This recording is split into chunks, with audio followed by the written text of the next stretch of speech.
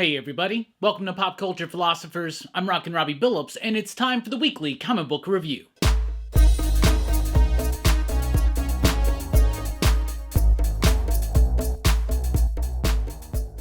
That's right, everybody. Thanks for checking out the video. I am Rockin' Robbie Billups. This is the weekly comic book review. It's the show where I read a lot of comic books, and I'll let you know what I thought about them. And we always start with the pick of the week, and this week's pick of the week, Flashpoint Beyond #0 from DC Comics. This is written by Geoff Johns with artwork by Eduardo Risso and coloring by Trish Mulvihill. Really like this book. I thought it was rather awesome, to be honest with you. So I'm a big fan of Flashpoint. I remember when it first came out, I bought every single series. I've since sold them all. I got the collections and stuff. But I really like Flashpoint. It's one of those crisis events. It led to the New 52. I was wrapped up in it. I am self-admittedly a huge mark for any DC crisis multiversal level type event, okay? So I'm very familiar with this world of Flashpoint, and it was really cool to get a return to it. Now, we've gotten vague pieces of returns, and it's been okay here and there. We've had Thomas Wayne come through, but this was the best written that Thomas Wayne Batman from the Flashpoint universe has been since the original Flashpoint stuff. I really didn't like the direction Tom King went, ultimately with the Batman run and with the character. I did enjoy him recently in Infinite Frontier and Justice League Incarnate, where it looked like he died. But what really happens is he dies and he wakes up and he's back in his homeworld. He's back in that Flashpoint version of DC reality where Aquaman and the Atlanteans are at war with the Amazons and everything is terrible. Most of Europe is drowned. Superman was never around. And he's back in that world, and his first instinct is, I gotta find Barry. But when he finds Barry don't know what's up. So he's trying to solve the mystery of what's going on there, but at the same time, there is still a murder mystery in that world to investigate and solve right then and there, no matter how much he tries to deny that responsibility. I loved the book. I thought it was great, a great return to the character. I thought it worked really well. Returning to an alternate universe like Flashpoint or something, it could be good, it could be bad, but especially with Geoff Johns here. And I know that subsequent issues of this are going to have co-writers, so we'll see what happens. But as far as this 0 issue, it was great. And Johns threads in a lot of stuff, still dangling from Doomsday Clock, like what exactly is the metaverse? How is that related to the omniverse within the or outside of the multiverse, and all that kind of stuff. And also Mime, Marionette, those characters, they reappear. And Eduardo Risso's artwork, this is the artist from 100 Bullets. The coloring is amazing. It's got this shadowy, noirish type approach, but the colors still make it pop just enough that it's rooted in its crime story, but it still is DC Comics. I loved it. Flashpoint Beyond #0. Thought that was super cool. Then we got Sandman Universe Nightmare Country issue #1. This is James Tynion IV with Alessandro Esterin, Yannick Paquette on the artwork, and really cool book. I read it at first on Sunday, and I did it on the DC Sneak Peek, and I told everybody I was rather confused, and I thought the artwork was cool, but I wasn't following the story or what it was supposed to be about. So I actually decided to reread it today because my buddy was telling me that it's good, and I was like, all right, let me reread it. So I reread it, and I liked it a whole lot better. I don't understand why it wasn't making sense. It's probably very busy, thinking about something else. I don't know. But Nightmare Country is pretty cool. It is about the Corinthian, who is the dude with the eyes that are made of mouths that eat eyeballs and things like that. But it's about a woman who's been dreaming these terrible dreams, and she's an artist, and she's drawing pictures of the Corinthian, and he goes into another person's dream who is in her apartment and sees the paintings and is like, yo, what is up? Plus he has these memories of his serial killer time from like Doll's House and all that kind of stuff. So very intriguing. I love the artwork. Yannick Paquette comes in and does a bit that's in the dreaming. It's a completely different style than what Esterin is employing here, but it works because we're in a different level of reality in that moment. But I love Esterin's artwork. Way different. It's kind of more like Strange Skies over East Berlin, a little bit less like Redneck, but I thought it was super solid, so I liked this book. I thought it was great. Nightmare Country #1. Green Lantern issue #12. Jeffrey Thorne ending this volume of Green Lantern. He's done 12 issues, and I've loved this story. All the way through, there were times where I felt, especially artistically, like art-wise, it went a little bit what was I can't remember the word I was trying to think of. It's inconsistent.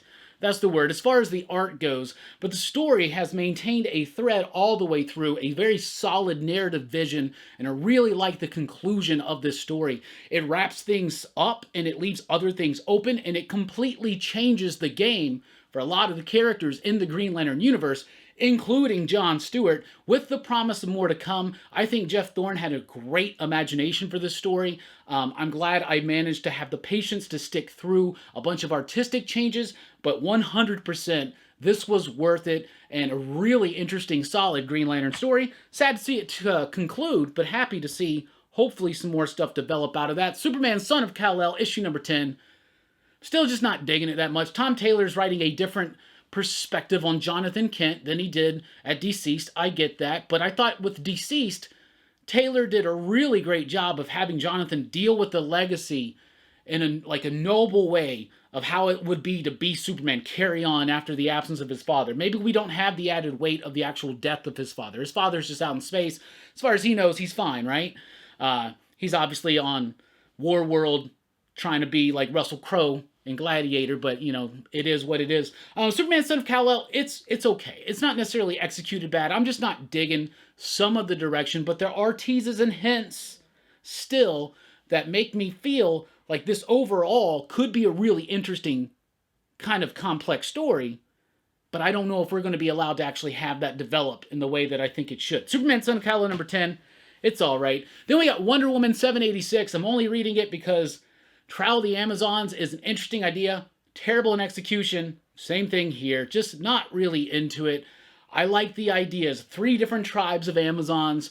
They are in some kind of Goblet of Fire contest to try to figure out who's going to be the champion to guard this door. Meanwhile, crazy things have already come through this door, but it gets bogged down by so much just people talking about stuff and not much actually happening. And then when stuff happens, it just doesn't feel organic or earned. I don't know why I read that, to be honest. Then Naomi Season 2, issue number 2.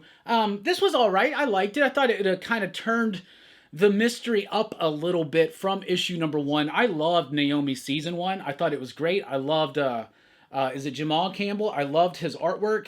The artwork here doesn't seem like it's quite printing through right. Some of the colors do wind up looking kind of just muddy. Even though there is supposed to be some contrast there, there's something weird with this like soft focus on it that's not really making it work or pop for me, and it's just not carrying itself as dynamic as it did in Season 1, I guess we can call it. But I am still intrigued by the story. At first, it's a little clunky because it's throwing back to the Justice League stuff, but then it gets into the idea of more about the background of her missing friend and the background of her father, and it's a little bit more intriguing as that goes. So this isn't hitting me quite as hard as the first volume so far, but nothing enough to really kind of get me out of it. Let's jump over to Marvel. We have one of the most absurd comic book ideas out there, which is X-Men 92, House of 92.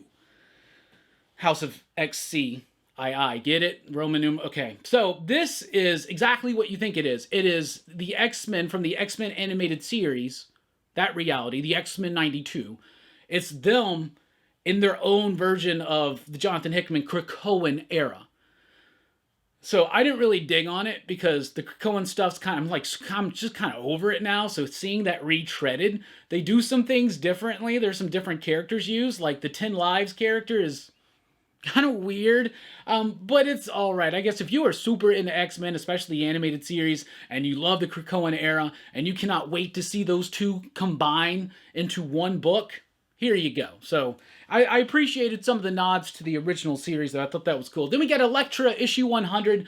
Love the Dan Panosian cover. I was looking forward to this book. I was rather disappointed. And Nocenti coming in to do the big bulk of the main story here. The artwork by, is it Kotian? I just didn't really like the artwork. It didn't really quite jibe with me very well. I didn't get a good sense of flow or anything. And story-wise, it was more of a spotlight on Typhoid Mary, I thought, than it was Elektra. So that kind of disappointed me. I don't know if Anne's done a lot of work with Elektra. I think because Elektra was not being used when she was writing the character. Obviously, Typhoid Mary is totally her bag, right? So, I don't know. That just kind of didn't really do much for me. The backup story of Declan Shalvey's all right, and there's some cute little comedic little bits at the end that I thought were actually the best part of that book. But kind of disappointing for me. But it is cool to see all the Elektra comics in order. There are 100 of them. That's an easy collection to put together. Then we got Venom issue number 7, written by Robbie with artwork by Bryan Hitch. And I like this. This is the first full confrontation between Bedlam and Dylan Venom. Denim. Oh no, that's terrible. Denim's something completely different. But Venom number 7, I liked. It really kicks up the action, right? So we still are in the midst of this story where Dylan's gone to this town, and there's this dude, and there's these biker gangs, and there's this rivalry, and there's this, fight that's about to go. Dylan's trying to stop it, then Bedlam shows up, and Bedlam's like, you don't even know what the hell I am. And they just start tearing ass, man. So I really like this. Emotional stakes are up, but really heavy on the action. And Bryan Hitch delivers that, man. Some of the images feel a little bit static at times, but for the most part, it does deliver the kind of explosive boisterousness that I'm expecting out of a big, bombastic superhero title, which I never thought Venom would be. But it is. So Venom number 7, I really rather enjoyed. Then we have What If Miles Morales Became Wolverine. This is issue 2 of the What If Miles Morales series, which is really a disguised Miles-verse. You see, they got Spider-Verse, and it's all these different versions of Peter Parker and Spider-Man and stuff. And then you got, right now being published, the Gwen-verse, of all these superheroes, all these different versions of Gwen as different superheroes. So they're doing this exact same thing with Miles Morales at the exact same time, but they're calling it What If. These are not What If tales. These are not like Uatu coming up and being like, what if this decision was made instead of this one? What if this event unfolded this way? That's not what it is. This is a multiversal book. They're covering it up with the What If logo. That's absurd. That being said, this is What If Miles was Wolverine, and I'm just going to say, thank the gods, Miles Morales is not Wolverine, because this was stupid. Anyway, then we got Captain Carter issue number 2. It's cool to see this character, which was in that What If animated series, also has appeared in the Exiles. I believe that awesome run like from a few years ago. I think Ahmed and Rodriguez did that. Rodriguez. I like that Exiles run. But it's not doing anything for me, really. And at times it does kind of feel lectury. And I don't know. I just wasn't quite digging in on this one. So I'm probably going to skip out on the rest of those issues. Then we got Black Panther issue number 5. There are parts of this story that I'm really intrigued by. I like the idea that T'Challa has put sleeper agents out there in the world. We've kind of explored these kind of things before, but he's got sleeper agents like Jason Bourne's out there in the world to protect Wakandan interests when absolutely necessary. This has been found out. The program's been turned against him. In the midst of all of this, Wakanda's going into a democratic state, so he's king ceremonially only, and he's being put under a lot of scrutiny because of some of the decisions he's made as king, and it just kind of gets bogged down. There's some moments of action, but they don't work right, because as much as I love Cabal's artwork on a lot of stuff, I really feel like he's just kind of shortcutting sometimes here. You have panels where there will be action, and he will crop the person really low out of the shot, and then just have the tiniest little thing in the background, instead of giving us like really nice, like full, like using the space to show and tell the action. There's just a lot of empty space here that doesn't, it's not super dialogue heavy, so you don't need all that space. It's very sparse. The artwork could be a lot better, but I just feel like storytelling wise, it's a little lackluster. Let's jump over to Image Comics. And from Image Comics, we have Image with an exclamation point. That's right. This is the start of a 12-issue anthology series, right? And at least one of these stories is set in a pre-existing Image world, but most of them, at least from what I can tell from this first issue, are all kind of like brand new stories by some really great creators, and I really liked this anthology. I didn't like necessarily each and every single story, but for the most part, there was something in each story that I did enjoy, and some of them that I didn't think I would be into, I was really into. So there is a Radiant Black story in here by Kyle Higgins. I think it's introducing a new character into that world. I'm not sure. I'm not reading that one, so I was kind of a little lost on that one. But you got a Jeff Johns story by with Andrea Muti on the artworks. The Blizzard, it's going to be a 12-part, so this is going to be 12 issues. It runs through the entire year to celebrate 30 years of Image. But the Jeff Johns one was great. There's a one-shot story in here by Declan Shalvey. I really liked that one. Wyatt Kennedy did one that I really, really liked with Luana Vicio on the artwork. Wes Craig did one that was kind of cutesy and fun. Scotty Young did one that was really fun. And the basic premise was that he forgot that he had agreed to do this, and he's trying to figure out what to do.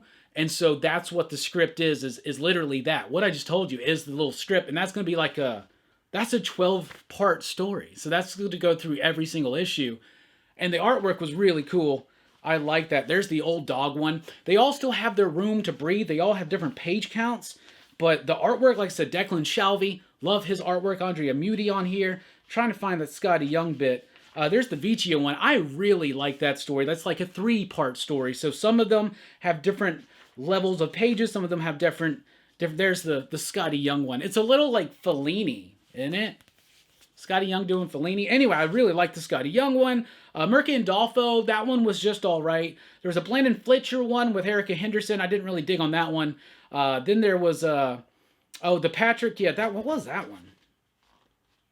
Oh, yeah, that one was pretty good. And then the last one. I don't know the people who did those, but all in all, I kind of liked it. $5.99, lots of story from a lot of creators that you probably like with some really cool artwork.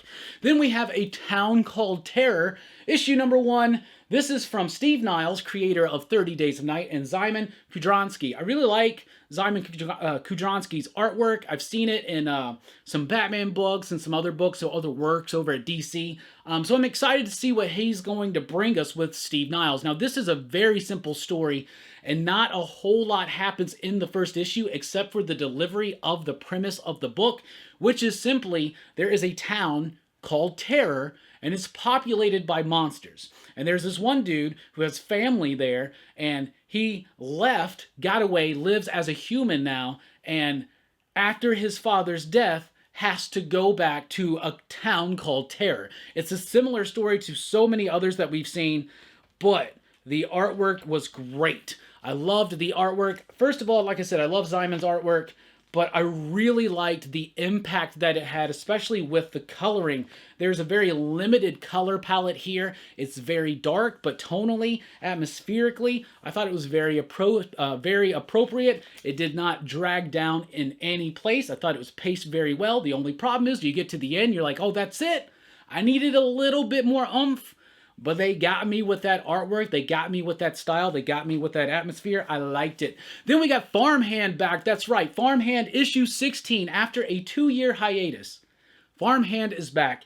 And obviously it's been 2 years since I've last read Farmhand, so I knew I would probably be a little bit lost.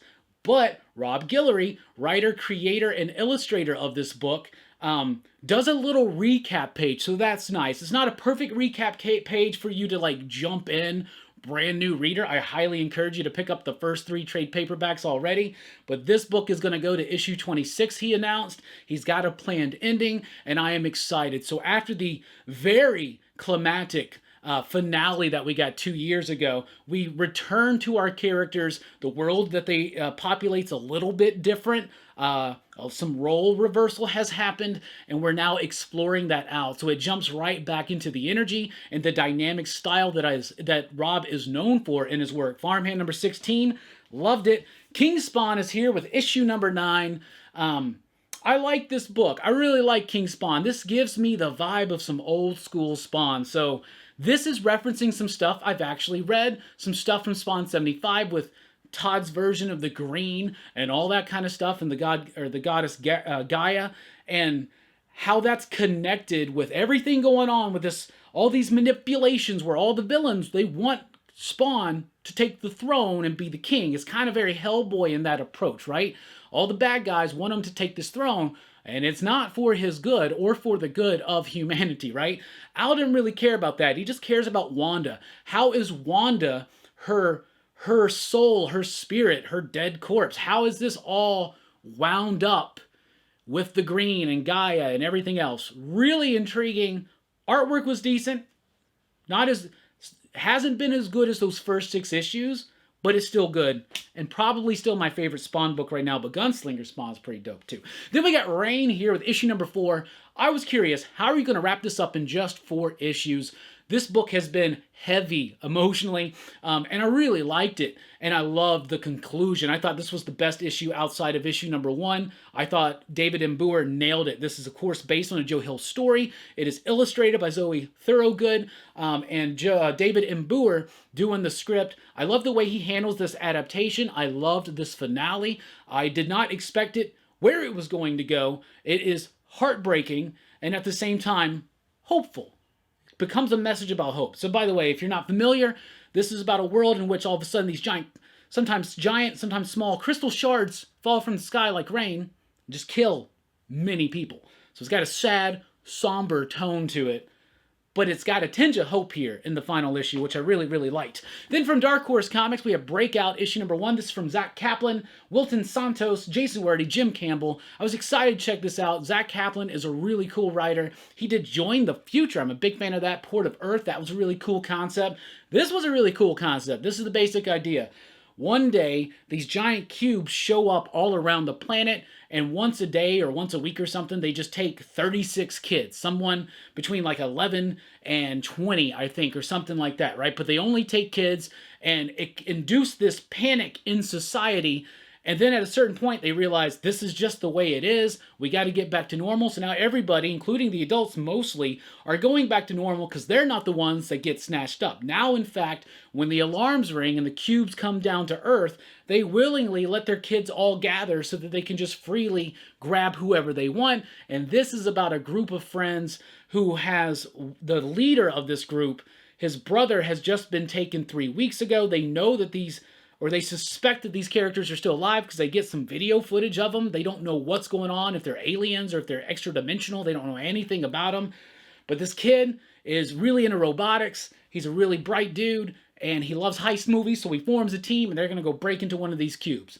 That was a really cool story. The artwork was pretty solid. Does some really wonky things with the layouts and the panel design that I really appreciated. I thought it was really cool. So I thought Breakout could be a breakout sleeper hit of the week. And then we got Radio Spaceman Mission to Pneuma 4, issue number 2, the final part of this 2-issue series to introduce the world to this new character, Radio Spaceman, from Mike Mignola. So he doesn't even do a cover here. That's sad, but Greg Hinkle's artwork really fits what's going on in this story. Radio Spaceman, out in space, there's this body with a skull in a jar. And on Earth, this old guy plugs himself up into a machine and activates this body, and he's a hero out in space, Radio Spaceman. Really cool concept. It was created by Mike Mignola during his quarantine when he was just doing cool sketches all the time. He was doing like cereal mascots and the Muppets and all kinds of wild, cool stuff. So definitely check that. I think they did a quarantine sketchbook. I need to get a hold of that.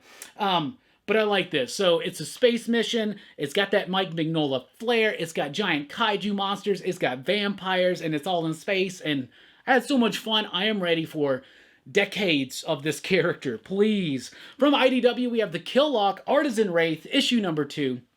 I loved the original Killlock series by Livio Ramondelli. Fantastic artist, formerly doing Transformers stuff. Now he's been doing his own stuff. Killlock was great because it was a story about these robots that were forced to kind of survive together, and it got emotional. It got deep. It was about humanity, right? And in the second volume, we are picking up. And I said in the last one, it's a sequel in that it's set in the same world, and there are some things that happened at the end of the first Killlock series, and that is a direct result of why these robots are being tasked to go kill a certain robot, okay? You should read the first volume before you jump into this, especially at issue number 2, because it really ties it back in to the ending of the original series and puts something in a different light. Plus, it's just got some really great moments of nuance and really badass moments of robot fighting. The Killlock, the Artisan Wraith, loved it. Then we got Midnight Rose. This is a one-shot graphic novella, if you want to call it that, from Jim Starlin, Nicole Jelinek. I liked it for the most part. It's about this woman. When she was born, she was abandoned by her father. She's been put in the system. She winds up in this crazy place, and she's abused by her the older foster brothers there, and she decides one day she's not going to take it anymore, and for somehow she's born different. She's got like poison ivy powers, so she can like cause plants to grow and stuff, and so she's kind of become a serial killer. And it's about her life, and I really liked the story. I thought the artwork was all right. It could have been, had a little bit more oomph to it, but it did do the job of telling the story, and Jim Starlin did craft a really interesting story here, and I really appreciated the structure of it because it's broken down in these little chapters, some from different perspectives, but it all ties together into the story of Rose's life. Is that her name? If not, it should be. So I liked it, thought it was cool. It is $9, but it is 64 pages of a complete story. Then we have Mighty Morphin issue number 18. It's all right. I'm still really liking Power Rangers right now, and obviously we just came off of the Eltarian War. We are in the dust settling type thing, and right now in Mighty Morphin we brought in new writer Groom to come in and explain how they're going to get a new command center. And for some reason they just can't build a command center. They got to find an actual duplicate command center somewhere out there in space and teleport it there. It's such a weird stretch, so it just seems like whatever. So sometimes when you get done with a big story and then like they're just kind of feel like they're killing time to something, now they got this charge to 100, which makes me think they're probably about to hit 100th issue or something like that, or do something big. So I think this is just like a little bit of like, what can we do to just waste a few months of story? Because that's really weird. Then we got The Human Remains here with issue number 7, I believe. Yes, issue number 7 of The Human Remains by Peter Milligan, Sally Cantorino, Dira Kelly, I believe, and World Design. I like this book. There was a moment there where it was starting to lose me, but it's really picked it back in.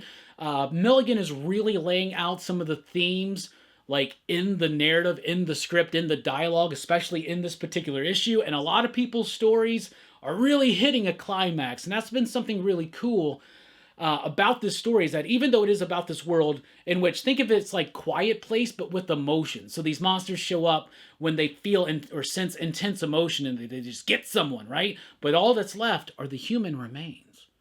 You get what I'm saying? I feel so ridiculously dumb, by the way, because until this issue, when Pete Milligan literally spells it out for you, I was like, oh, I get it.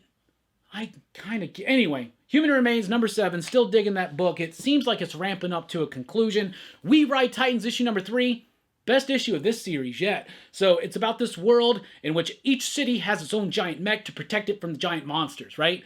And in this reality, families kind of have a legacy of piloting and taking care and operating these machines. And so you got a woman who doesn't have a good relationship with her father. She left the program. Her brother is now the mech pilot. He can't perform. He's got some alcohol issues. He's got his own other issues. He can't perform anymore. She has to come back to protect the city. So that's the gist of the story. But in this one, a lot of awesome mech action, because another mysterious mech shows up, and they just, most of this issue is a fight. And then the emotional current throughout this book, really well done. We Ride Titans has been a slow burn, but issue number 3 has sunk its hooks into me. Seriously. Then we got Immortal Red Hulk, number 1 from Dynamite Comics. I really liked this book, like a lot. So this is Immortal Red Hulk. So she's got this chainmail shirt that she's wearing.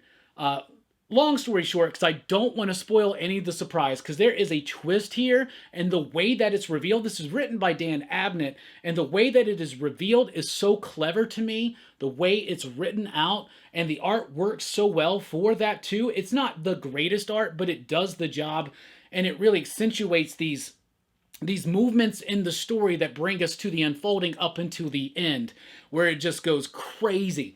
But basically, Red Sonja found this chainmail shirt. She puts it on. It's cursed. She can't take it off. She's trying to find the person or the place where she can get it removed. And it winds up with some Arthurian legend and folklore and some awesome monster sword fights. So if you like swords and sorcery, I think you'll really like this book. I was super impressed by that book. Then we got Evil Ernie here with issue number 5. I believe this is the final issue of the Scott Lobdell run. And at first, I was getting into it, the first Evil Ernie I've ever read. I wanted to go and find that original stuff and read some of that. So at first, I was digging it, I was into it, but last issue, it kind of started falling apart for me. And here at the end, it fell apart for me again.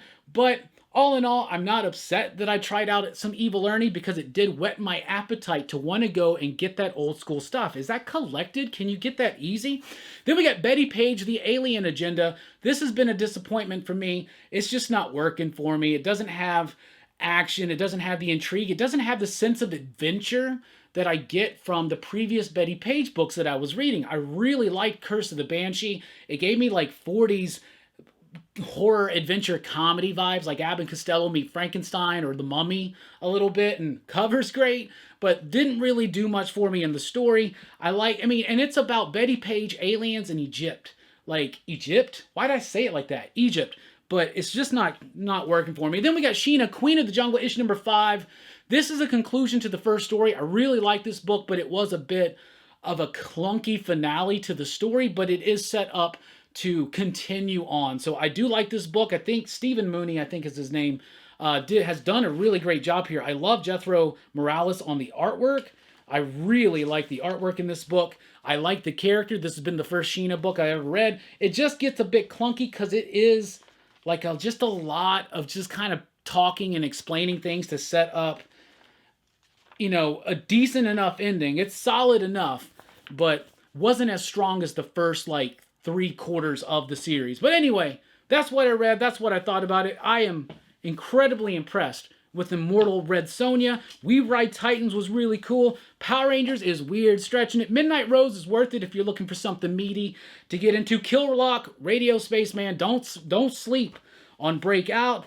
Rain was this nice, solid conclusion. Farmhand is back. I'm so excited. Town Called Terror has a lot of promise. Black Panther's getting boring. Captain America's getting boring. What if Miles Morales became Spider-Man? Thank God that didn't happen. Elektra was disappointing. Venom rocked. And then Flashpoint Beyond, Nightmare Country, Green Lantern really soared for me. And the dumbest idea of dumbest ideas. Anyway, what are you reading? What are you digging? Let us know in the comments down below. Thank you so much for checking out the video. Be sure to like, share, and subscribe. Join us over at popculturephilosophers.com for podcast blogs and a whole lot more. And by the way, if you like any of this stuff, you like good collectibles, check out dynamicforces.com. And if you want to get something, put Robbie as you get into checkout, enter Robbie, the code. You'll save 10%. I've been rocking Robbie Billups. Thanks for rocking with us. Keep on reading. Station. Pop, pop, cracker, cracker, cracker, cracker, cracker, cracker, cracker, boom!